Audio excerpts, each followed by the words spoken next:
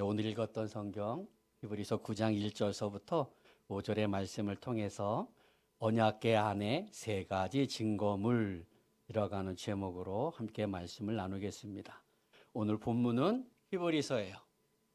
히브리서는 누가 어디서 썼는지 분명하지 않습니다. 그래서 누가 썼느냐? 여러 사람들을 언급합니다. 바울을 언급하기도 하고 바나바를 언급하기도 하고 아볼로를 언급하기도 하고 브루스길라와 아굴라 부부를 이야기하기도 합니다. 그러나 정확하게 어느 분이 히브리서를 기록했다라고 하는 것에 대해서는 학자들 간에 일치되지 않아요. 그래서 히브리서를 누가 썼는지 몰라요. 그리고 어디서 썼는지 잘 모른다는 거예요. 근데 분명한 것은 이 히브리서 내용을 통하여서 언제 기록되어졌을까라고 하는 것을 추정할 수 있는데, 히브리서 내용을 통하여서 AD 65년 이후서부터 AD 70년 이전 그 사이에 기록되었을 것이다 라고 학자들은 추정합니다. 이건 거의 일치해요. 그럼 누구한테 이 히브리서를 보냈을까? 그러니까 우리 성경에는 히브리서의 표제가 히브리서예요. 네, 헬라어 성경이 있어요. 그러니까 헬라어 성경의 히브리서의 표제는 무엇이냐면 히브리인들에게 보내는 서신이라는 표제, 제목이 있다는 거죠. 히브리인이 뭘까? 히브리인이라고 하는 건 이스라엘 사람들을 이야기하는 거예요. 히브리라고 하는 이 단어가 있는데, 히브리라고 하는 이 단어의 뜻은 뭐냐면 강 건너편 혹은 저편이라는 뜻입니다. 그래서 히브리인이라고 하는 것은 강 건너편에서 온 사람 혹은 저편에서 온 사람이라는 의미가 담겨 있다는 거죠. 그래서 창세기를 보면은 아브라함을 뭐라고 부르냐면은 히브리 사람 아브라함이라는 표현을 쓰고 있어요. 누가? 가나안 사람들이. 그러니까 가나안에 살고 있는 사람들이 아브라함과 그 후손들을 일컬을 때에 히브리인, 히브리 사람이라는 표현을 쓴다라고 하는 것이죠. 그런 히브리인들 중에, 그런 이스라엘 사람들 중에 당시에 유대교에서 기독교로 개종한 사람들, 그 개종한 사람들을 위해서 히브리서가 기록되었다라고 하는 거예요. 그들에게 보내는 편지예요. 유대교에서 기독교로 예수를 믿는 사람으로 개종된 그 성도들을 위해서 히브리서가 보내졌다는 거죠. 그럼 왜 기록했을까? 당시에 유대교에서 기독교로 개종한 그 성도들에게는 이중적인 압박이 있었어요. 하나는 뭐냐면 같은 히브리인들, 같은 이스라엘 동족 사람들에게 핍박을 받는 거예요. 너는 어떻게 유대교를 떠나서 기독교로 갈 수 있느냐? 그러면 안 돼 라고 하면서 핍박하고 조롱해요. 네가 어떻게 그렇게 갔는지 잘된 한번 보겠다. 이런 조롱들이 섞여 있다는 거죠. 또 하나는 뭐냐면 그 당시 로마 제국에 박해가 있었다라는 거예요. 학자들은 아마도 네로 황제의 박해를 많이 이야기하는데, 그 로마 제국의 박해로 인한 고난, 그 고난이 이분들에게 닥쳤다라고 하는 거죠. 이런 이중적인 고난 속에서 어떤 마음들이 드냐? 유대교로 돌아갈까? 다시 내가 예전에 믿던 그 종교로 돌아갈까? 라고 하는 미혹들이 온다는 거예요. 또 하나는 예수를 버리라 라고 하는 배교의 위협들이 있다는 거죠. 이런 이중교를 겪는 그 성도들을 위해서 보내진 서신이 히브리서예요. 그래서 히브리서의 주된 내용이 뭐냐? 유대교에서 기독교로 개종한 분들이기 때문에 구약을 잘 알잖아요. 그래서 그 구약의 율법과 제사들이 어떻게 예수님을 통하여 성취되었는가라고 하는 것이 주된 내용이에요. 그래서 구약의 구절들이 많이 언급이 되어지고 제사의 제도가 많이 언급되어집니다. 그래서 히브리서를 신약의 레위기라고 하는 표현을 쓰기도 하고요. 또 유대교의 어떤 그 율법과 제사제도, 그리고 기독교의 예수 그리스도, 이걸 같이 언급을 해요. 그러니까 변증이라 그러는데 그 유대교에 대한 기독교의 변증서라고 하는 별명도 가지고 있다는 거예요. 그러니까 우리가 성경을 읽을 때, 요즘 성경이 참 좋아요. 성경을 읽을 때 그냥 바로 본문 읽지 마시고요. 그 앞에 보면 아마 서론, 이게 소개되는 서론이 있을 거예요. 그러니까 서론을 먼저 한번 쫙 읽어보세요. 그 서론에 그 전체의, 그 성경의 전체의 내용들이 있어요. 그러니까 그렇게 큰 숲을 보시고 본문을 들어가서 1장서부터 차근차근 읽어 가시면 아, 이런 의미가 있구나라고 하는 걸 좀 더 쉽게 깨달을 수 있으실 겁니다. 이런 히브리서 성격을 감안하면서 오늘 본문을 읽은 내용들을 가만히 들여다보면 무엇에 대한 내용입니까? 성소와 지성소의 그 모습을 읽어낼 수 있다는 거죠.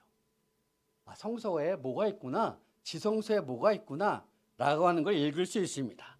이런 내용 중에서 4절 말씀, 이 4절 말씀을 중심으로 은혜를 나누려고 합니다.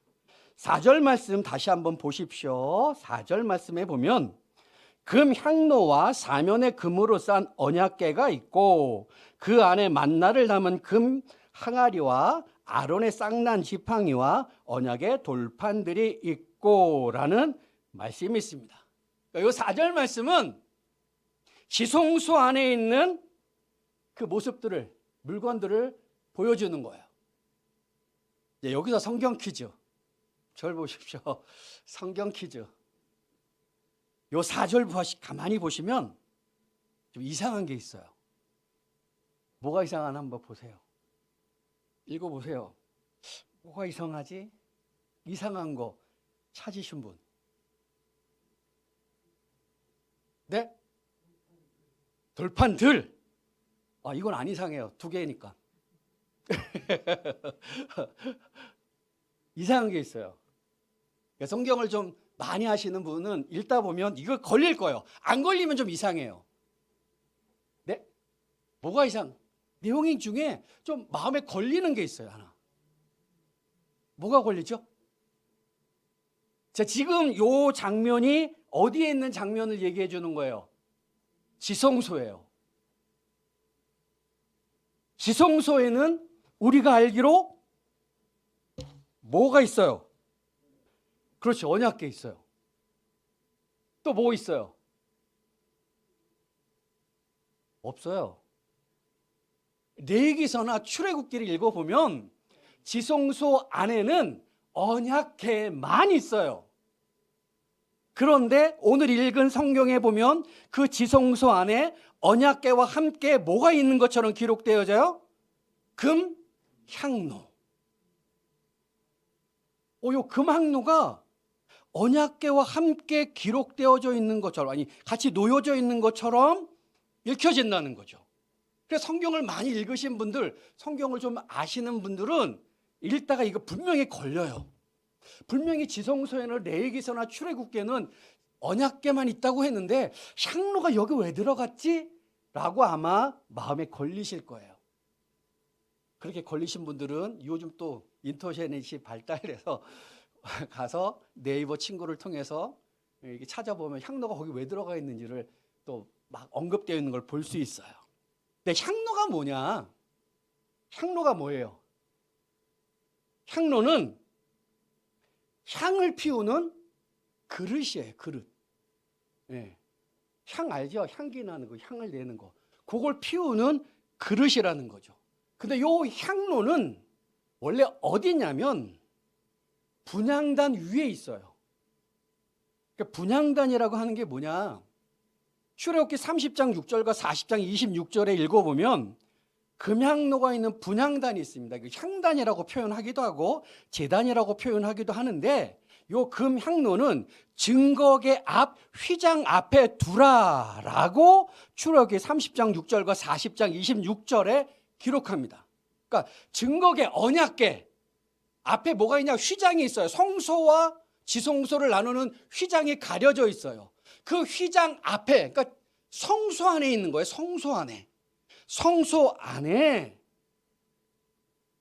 분향단이라고 있어요. 그 위에 향로가 놓여져 있는 거예요. 그런데 오늘 본문에는 뭐랑 같이 있는 것처럼 지성소에 있는 것처럼 표현되어지냐? 언약궤와 함께 금향로가 있는 것처럼 표현되어져요. 왜 그럴까요? 성경이 틀리게 기록하는 건 아니잖아요. 뭔가 이유가 있으니까 이렇게 기록했을 거 아니에요. 왜 향로와 언약궤를 같이 언급할까? 레위기 16장에 가면 속죄일에 대제사장이 지성소에 들어갈 때 뭘 가져가냐면 요 금향로를 가지고 들어가요. 그 금향로에 제단 위에서 피운 그 불을 향로에다 담아요. 그리고 그거 가지고 들어가고 더불어 향기 나는 향을 가지고 들어가요. 그걸 가지고 들어가서 지성소 안에서 그 향로 위에 향기 나는 향을 얹는 거예요. 그럼 연기가 확 나겠죠. 향기로운 연기가 쫙 나는 거예요. 그 연기를 지성소 안에 가득 채우는 거예요. 그 지성소 안에 있는 언약궤와 속죄소를 가리기 위한 거예요. 그걸 가리기 위해서 그 향로의 향기를 연기를 가득 채운다는 거죠. 왜 그럴까? 그 속죄소에는 누가 임재하는 거예요? 하나님. 죄인이 하나님을 볼 수 있어요, 없어요? 만날 수 있어요, 없어요? 없어요. 그래서 출애굽기에 보면은 하나님을 만나러 갈 때 하나님의 등장하시는 표현들, 임재하시는 표현들이 뭐냐면 연기로 가득 차거나 번개가 일어나거나 불이 일어난다는 거죠. 만약에 대제사장이 그곳에 향로를 통하여서 향기를 피우지 않고 들어가면 즉사예요. 왜? 죄인이 감히 하나님을 앞에 보이니까. 그 대제사장이 속죄일에 들어갈 때에 그 향로에 향을 태워서 가득 거의 앞이 보이지 않을 정도로 하는, 그래서 죄인이 자기 스스로를 가리는 거예요.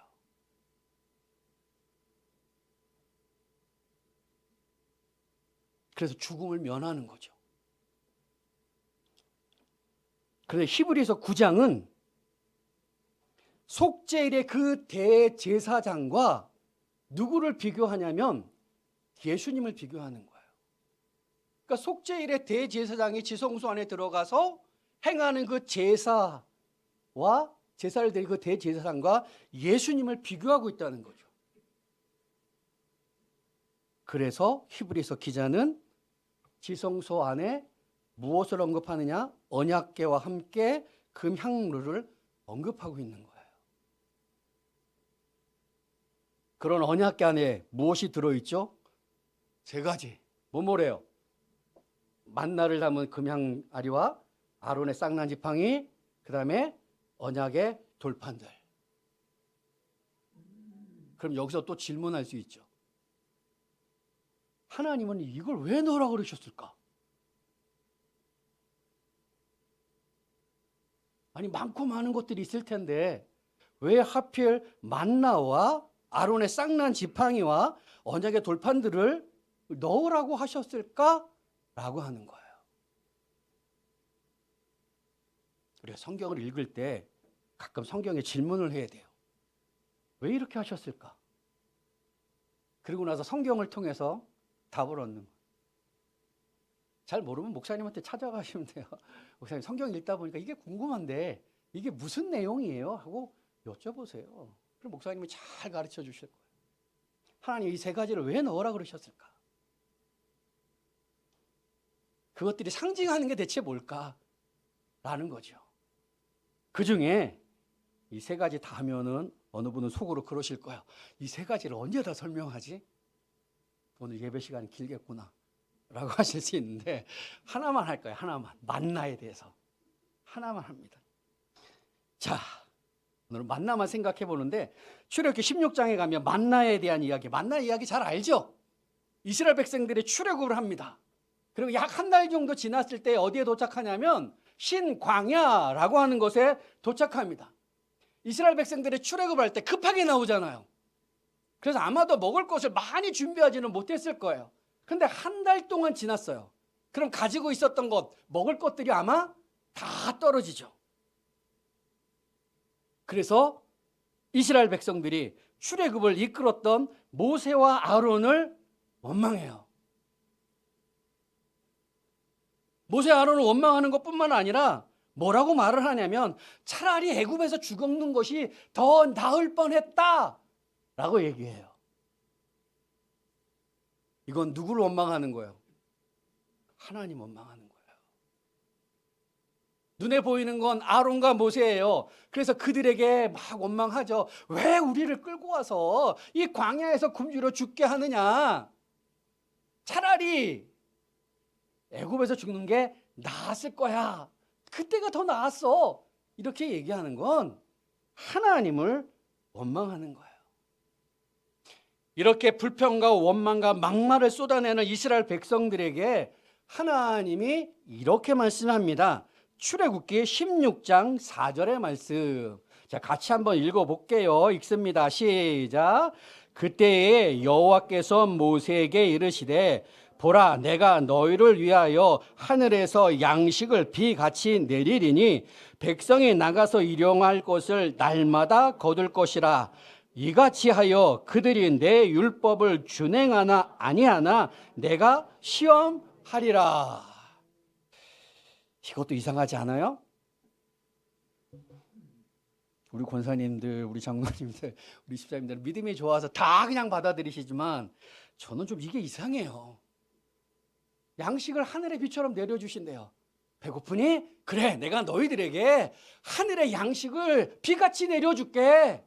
많이 먹어라 라고 하시는 것으로 끝났으면 좋겠는데 뒤에 하시는 말씀이 뭐예요? 이같이 하여 그들이 내 율법을 준행하나 아니하나 내가 시험하리라. 이렇게 말씀하고 있다는 거예요. 어떻게 보면 하나님 좀 치사하시죠. 주실 거면 그냥 주시고 마시지. 내가 그걸 갖고 너희들이 내 말의 율법에, 내 율법에 순종하는지 안 하는지 내가 볼 거야. 이렇게 말씀하는 거예요. 이게 대체 무슨 의미일까? 그러니까 이스라엘 백성들이 단순히 먹을 것이 없어서 모세와 아론을 원망하고 나아가서 하나님을 원망하는 것이 아니라는 거죠. 왜? 하나님의 요 말씀 때문에.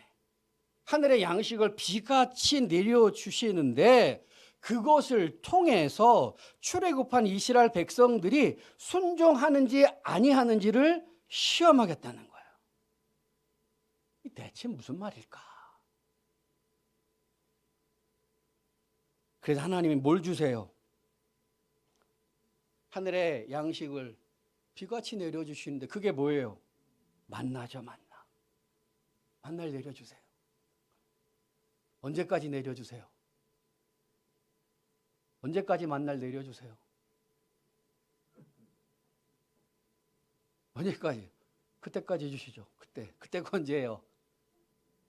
네, 이스라엘 백성들이 어디 들어갔을 때? 그렇죠. 가나안 땅에 들어가서 길갈에서 진을 치고 그 다음에 뭐 했을 때? 그 땅에 그 땅의 양식을 먹었을 때, 그 땅의 소산물을 먹었을 때, 그 다음 날 만나는 그쳐요. 그게 여호수아 5장 12절에 말합니다. 또 그 땅의 소산물을 먹은 다음 날에 만나가 그쳤으니 이스라엘 사람들이 다시는 만나를 얻지 못하였고. 그러니까 광야 40년 동안 하나님은 끊임없이 이스라엘 백성들에게 무엇을 공급해 주시는 거예요? 만나를 공급해 주시는 거예요. 매일 새벽마다 하루에 딱 그만큼만. 걱정해서 많이 거둔 자도 남지 않고 걱정해서 조금 거둔 자도 모자라잖아요. 40년 동안 하나님은 한결같이 일용할 양식으로 만나를 베풀어 주셨습니다. 그러면 이스라엘 백성들이 그 만나를 먹으면서 하나님의 말씀에 순종하고 하나님의 말씀에 따라서 하나님을 온전하게 따라갔습니까? 따랐어요? 안 따랐어요? 안 따랐잖아요. 하나님 배고파요. 이 아로나 이 모세야 왜 우리를 끌고 와서 여기서 배고파 죽겠느냐. 그래서 하나님 만나 주셨잖아요. 그럼 그 만나를 먹으면서 하나님은 은혜의 하나님이야. 하나님은 나를 보호하시는 하나님이야. 하나님은 나를 이끄시는 분이야. 그분의 말씀에 순종해야지 라고 하면서 40년의 세월을 보는 게 아니잖아요.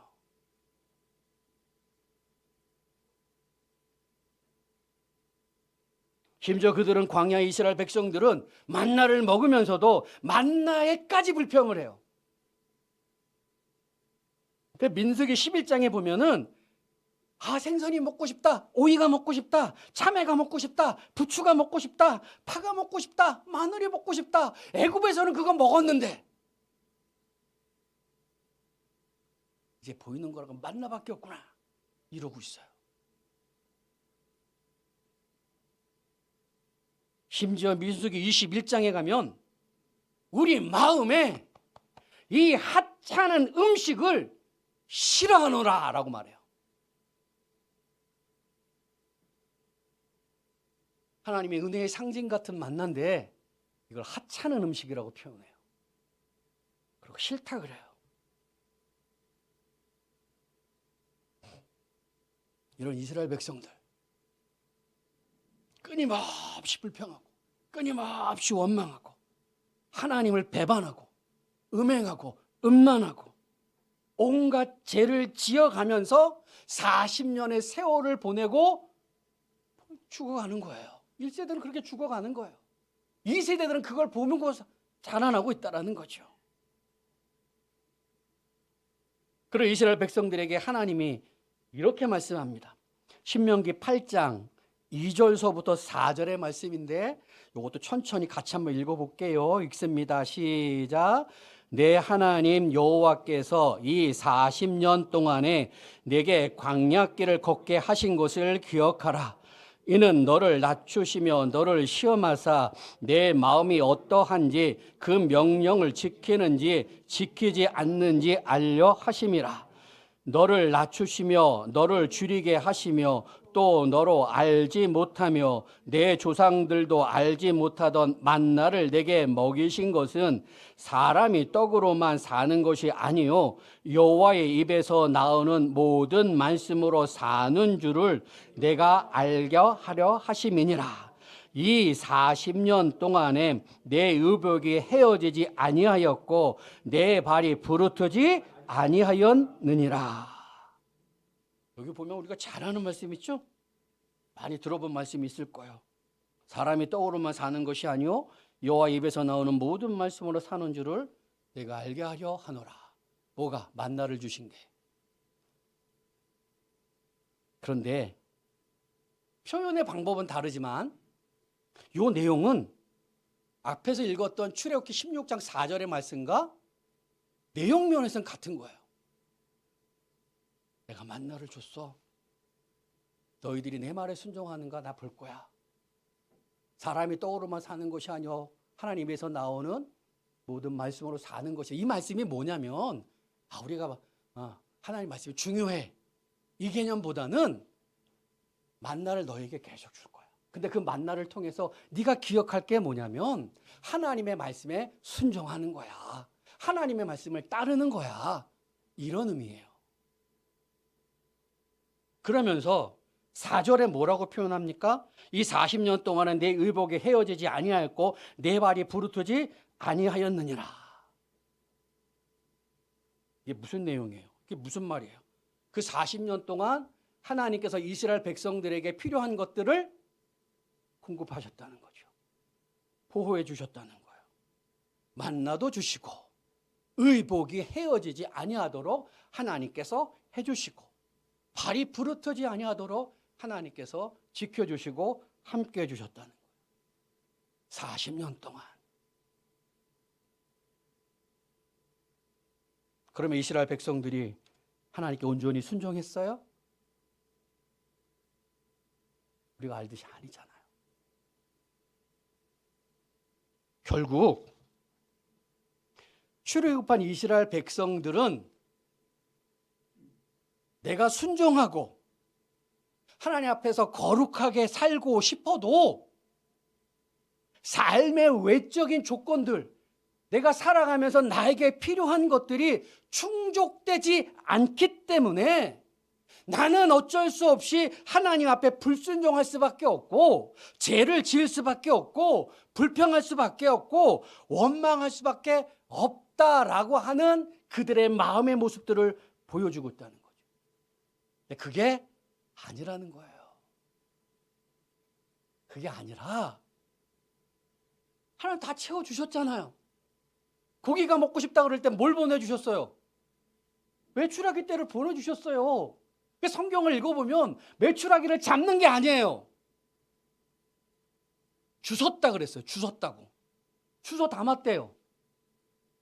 고기 먹고 싶다 할 때 고기 주셨어요. 물 마시고 싶다 그럴 때 물 주셨어요. 매일 만나를 40년 동안 주셨어요. 더우면 구름 기둥으로 가려주셨어요.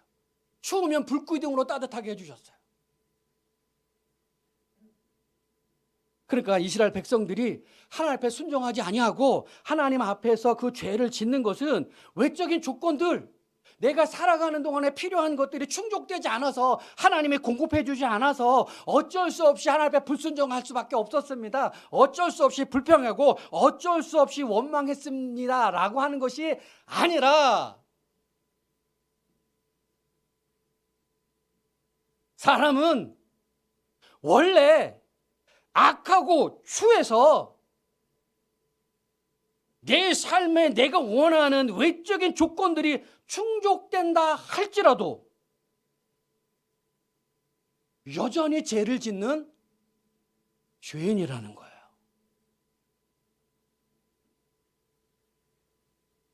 그 증거물로 하나님이 뭘 언약궤 안에 넣으라 그러신 거예요? 만나. 만나를 통해서 하나님 하신 말씀이 뭐예요? 네가 순종하는지 안 하는지 내가 볼 거야. 말씀하셨잖아요. 그러니까 이 만나가 보여주는 게 뭐냐면 나는 어쩔 수 없는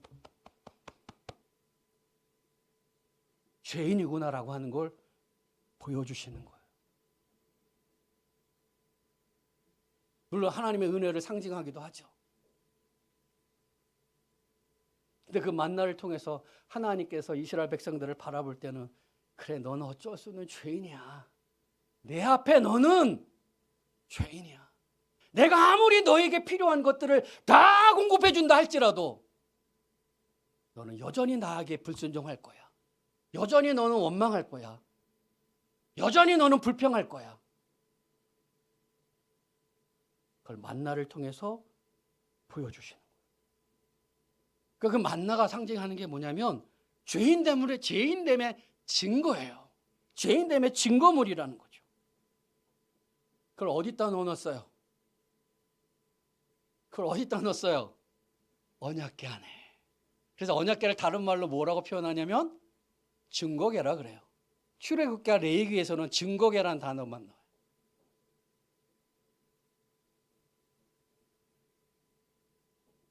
근데 그 언약궤 위에 뚜껑이 있죠.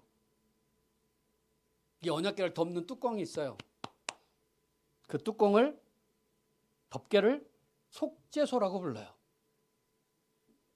속죄소에는 몇 번 제가 얘기한 것 같은데 그 속죄소에는 두 그룹이 있어요. 한쪽 끝하고 이쪽에 그룹이라고 하는 천사가 서로 마주 보면서 날개를 이렇게 덮고 있어요. 속죄소를 다 덮고 있어요. 그 두 천사가 마주 보면서 그 날개 이렇게 그래서 속죄소를 다 덮고 있죠. 근데 그 그룹 사이에 속죄소 위에 양쪽에 있는 그룹들 그 그룹들 사이에 좀 더 보면은 아마 날개 사이일 거예요. 그 사이에 누가 임하시는 거예요? 하나님이 임재하시는 거예요. 그래서 민수기 7장 89절에 보면 이런 표현이 있습니다. 모세가 회막에 들어가서 여호와께 말하려 할 때에 증거계 위, 속죄소 위의 두 그룹 사이에서 자기에게 말씀하시는 목소리를 들었으니 여호와께서 그에게 말씀하심이었더라. 하나님께서 어디에 임재하시느냐? 그 두 그룹 사이에서 임재하시고 그 두 그룹 사이에서 모세에게 말을 하시는 거예요. 그러니까 임재의 상징이 바로 그 속죄소 위에 두 그룹이라고 두 그룹 사이라고 하는 거죠. 근데 이 속죄소라고 하는 것은 원문의 단어의 뜻은 속죄하다라고 하는 거예요. 좀 원어를 쓰면 죄송합니다만 원어를 쓰면 카포레트라고 하는 단어예요. 카포레트라고 하는 단어가 속죄소라고 하는 뜻인데 이 단어는 다른 단어에서부터 유래된 거예요. 그 단어가 뭐냐면 카파르라고 하는 단어인데 그 카파르라고 하는 단어는 덮다, 가리다, 칠하다라고 하는 뜻이에요. 거기에서 카포레트라고 하는 속죄소라고 하는 그 단어가 만들어졌다는 거죠. 그러니까 죄인됨의 증거물인 만나가 언약궤 안에 들어있을 때 그 언약궤를 속죄소로 덮어버리는 거예요. 이건 무엇을 의미하냐면 죄인의 죄를 덮어주시는 거예요. 가려주시는 거예요. 칠해주시는 거예요. 그래서 그 죄인의 죄가 보이지 않는 거예요.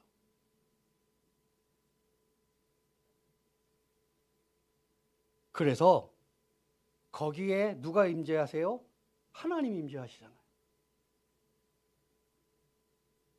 그 무엇을 보여주는 거냐면 용서하시는 하나님의 모습을 보여주시는 거예요. 죄인됨의 증거물인 만나가 있는데 그 만나를 속죄소가 덮어요.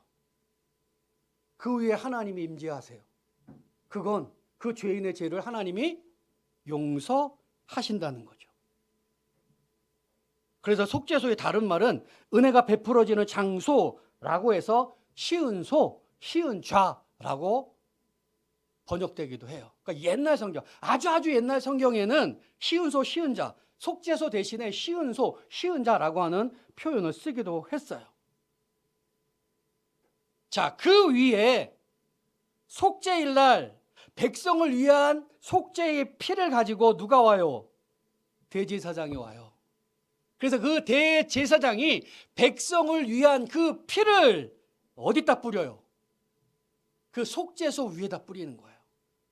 그래서 속죄소 앞에다 뿌리는 거예요. 이거 예표예요. 무슨 예표인가? 장차 오실 그리스도, 장차 오실 메시아, 장차 오실 예수님의 피로 죄 사함을 받게 되는 것에 대한 예표예요.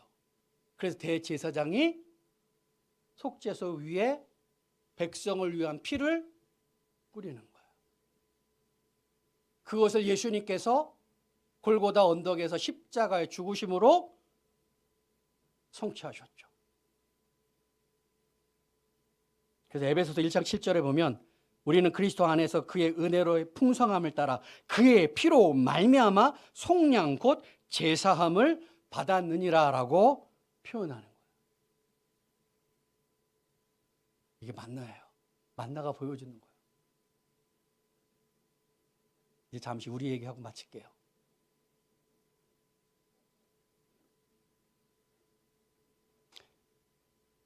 우리가 하나님 앞에 온전히 순종하지 못하는 이유가 뭐예요? 내가 하나님 앞에 온전히 순종하며 살지 못하는 이유가 뭐예요? 우리가 요구하는 거, 내가 소원하는 거, 내가 바라는 거, 내가 기도하는 거, 내가 이루고자 하는 그런 외적인 조건들이 나에게 충족되지 않고 여전히 부족하기 때문에 나는 어쩔 수 없이 하나님 앞에 불순종합니다. 어쩔 수 없이 죄를 지을 수밖에 없습니다. 어쩔 수 없이 이렇게 살아갈 수밖에 없습니다. 라고 하는 건가요? 내 삶에 필요한 것들이 채워지지 않아서 하나님 앞에 불순종하며 사는 건가요? 아닐 거예요. 근데 내가 요구하고 내가 바라고 내가 소원하고 내가 기도하는 것들이 다 이루어진다고 해도 우리는 여전히 하나님 앞에 불순종하고 시기하고 미워하고 질투하고 원망하고 탐욕적이고 이기적인 삶을 산다는 거죠.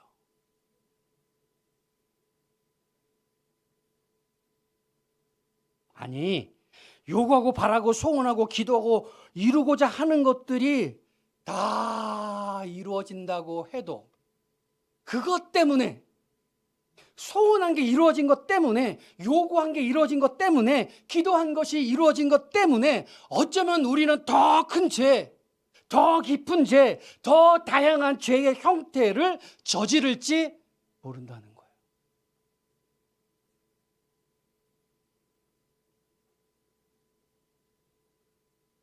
누가요? 내가. 우리 자신을 한번 보세요. 내가 그런 사람인가 아닌가?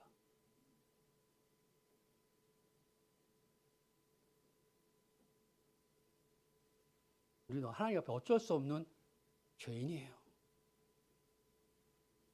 여러분들의 주기가 무엇이든, 여러분들의 재산이 얼마를 가지고 있든, 여러분들의 직함이 무엇이든, 우리는 다 하나님 앞에 어쩔 수 없는 죄인이에요. 그런 우리의 모습을 예수 그리스도의 피가 덮어주시는 거예요. 가려주시는 거예요. 그리스도의 피로 내 죄를 싹 칠해주시는 거예요.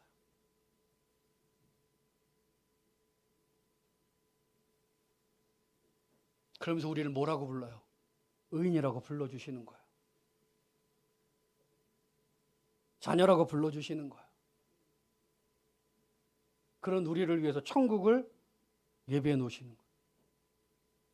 그리고 여전히 은혜를 베풀어 주시는 거예요. 거기서 내가 할 일이 뭐가 있어요? 뭐 하면 살아야 될까요? 뭐 하면 살아야 될까요? 무엇보다 내가 예수님을 통해서 보여주신 그 하나님의 은혜를 상기하며 사는 거예요. 늘 기억하며 사는 거예요. 나는 어쩔 수 없는 죄인이야. 지옥에 갈 수밖에 없는 죄인이야. 그런 나를 예수님의 피로 덮어주셨어. 가려주셨어. 사해주셨어.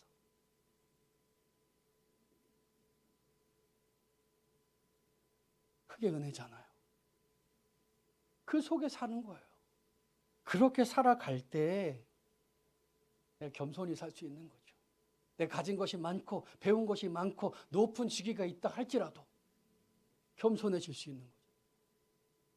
그 속에서 겸손하게 사는 거고 그 속에서 남을 나보다 낮게 여기며 살아가는 것이고 그 속에서 형제를 사랑하며 살아가는 것이고 그 속에서 자족하며 살아가는 것이고 그 속에서 감사하며 살아가는 거예요. 첫 번째는 뭐예요? 하나님 내게 베풀어 주신 은혜를 기억하는 거예요.